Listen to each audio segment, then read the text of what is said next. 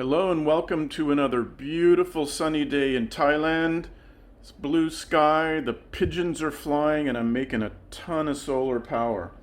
Today we're going to talk about a new kind of digital currency for fun. It's called Pi. P-I. You know that Greek letter that's the magic number that has something to do with the size of a circle. I like Pi so much my internet phone number is 314-1592, and you can see that on this other video that I made about it. Anyway, let's check into it.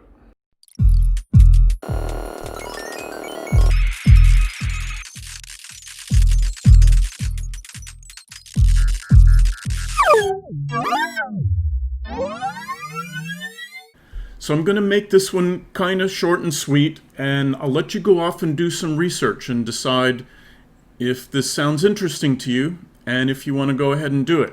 So, digital currencies. Yeah, they've been around for a while with some success and some failure. Bitcoin is the most famous, mostly for its tremendous gains and losses in value, along with people losing the key to their digital wallet and therefore losing their Bitcoin, coins stolen out of online exchange accounts, accidentally throwing away the memory stick with your Bitcoin magic password on it, and all the other chaos. So fast forward to today, there are over 2,000 digital currencies out there, and everybody's trying to get in on the game, including now governments and banks. Because why? Because they think they can make money off it, of course. Some coins like Bitcoin are generated by running dedicated computers at full blast, running a mining algorithm that takes time and electricity and produces a ton of heat. And this is why you and I can't effectively mine Bitcoin anymore on our home PCs, because we'd be beaten to claiming a block by a computer running somewhere else that's faster. So how do we improve the situation and make digital coins more fair, more democratic? So there's a few things we can do. We can make it so that one human is tied to one mining account, which is tied to one device. So the Eastern European Mafia can't run 6,000 servers in an abandoned warehouse somewhere. The next point, to generate the coin, don't run a compute-intensive tasks, just prove that you're a human and that you continue to be a human. Sounds fair to me. Third point, build a circle of trust among humans who are generating and using the coins. Sounds fair.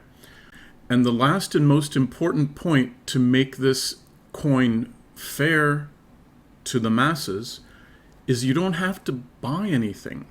You don't have to spend any money. You don't have to invest any money to either generate a coin or buy into the coin system.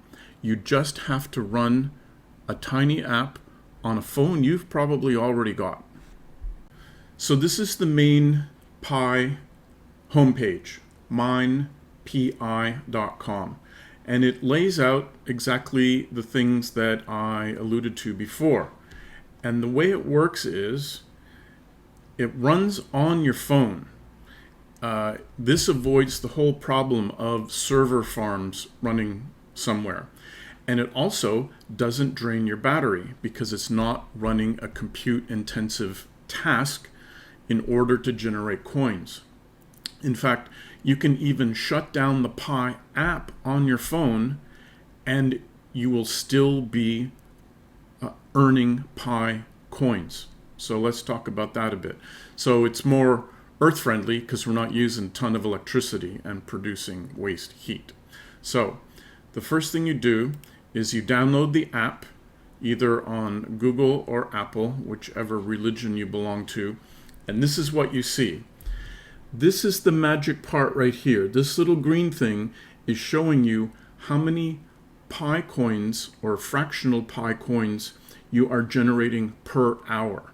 Now, by default, you start earning a small amount of coins, but as you bring other people into the Pi network, And as you expand your security circle, you are rewarded by earning more partial pi coins. And that's pretty much it. There's some other things we can jump into, but that's pretty much the core of it. So the steps on how to do it is you download it, you establish who you are as a human, either by the phone number on your phone or your Facebook account for some reason. And I would never, ever, ever let anything near my Facebook account. So I've completely rejected that personally. If you want to, go ahead. Then the app starts, but it's important that you authenticate yourself. So you need to go in and authenticate either your phone number or your Facebook account by a little token that it checks to see if you are who you are, and then you become an authenticated user. After that, you simply start earning more coins. Now, the tricky thing is, every 24 hours-ish, it will ask you to prove that you're a human. And it does that by stop mining on your phone. It stops adding fractional coins to your phone account. You have to go in and click yes, or not literally yes, I'm a human, but you have to click in a couple of different places to say, yes, continue mining on my phone, and then boom, you're done for another 24 hours. Now, this is important. So that you don't lose any time, you should start running the Pi app the first time at a time that's very, very convenient to you. Say, when you wake up in the morning, or you go to bed at night, or noon, or some time that you know you've always got your phone in your hand. And what I did is I set a daily alarm to go off 1 minute before I know I'm going to have to click continue mining. That way my phone rings, I look at it, oh, it's time for me to continue mining Pi again. I wait for the message to come up on the app, I click continue mining, and boom, I'm done. I haven't lost any time. So that's pretty much the whole deal. Let's click around here and see if there's anything more interesting to talk about. There's the app, there's the platform. Yeah, there's really not a lot more to it. You can watch this video that gives you a bit of the history and the goals of the fairness of the coin. And another thing I should say is it has zero value today. It may have zero value in the future, but it's expected that you will be able to trade coins for goods or services sometime in the future, and that the value of the coin will depend on the free market or what the people with the coins agree is a fair value. These are the people who came up with the whole thing, and there's an FAQ that talks about how does it work. It runs on your phone. Do I need to leave the app open? No. Internal to the app, because I've written some Android code before, the app will register a timer with the operating system in your phone. When that timer fires every 24 hours, that's when it asks you to prove that you're a human.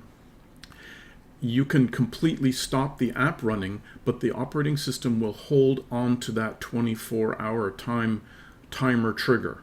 So there's absolutely zero impact to the battery on your phone. It talks about the ambassador role, contributor role, and security circles that I talked about when you add people to the security circle of humans that you trust, and you earn a little more Pi coins per hour. And so that's it. Let me put up here, this will be my link to you to add me as your introducer to the world of Pi. We both get credit for that, as happens with every single thing on the internet these days. I get a little bonus by introducing you to the network, and you start mining. We can add each other to our security circles. If you decide to trust me and I decide to trust you, and the world's a better, happier place. And we have something to shoot for in the future, something to look forward to, a little bit of happiness of the world that we are walking into. Okay, so I'm going to wrap it up now. Any questions, write them down in the doodly-doo below, and let's get mining. Hey, if you found this video interesting, please give it a thumbs up, and if you like my other content, I'd appreciate a subscribe. Take care and see you next time.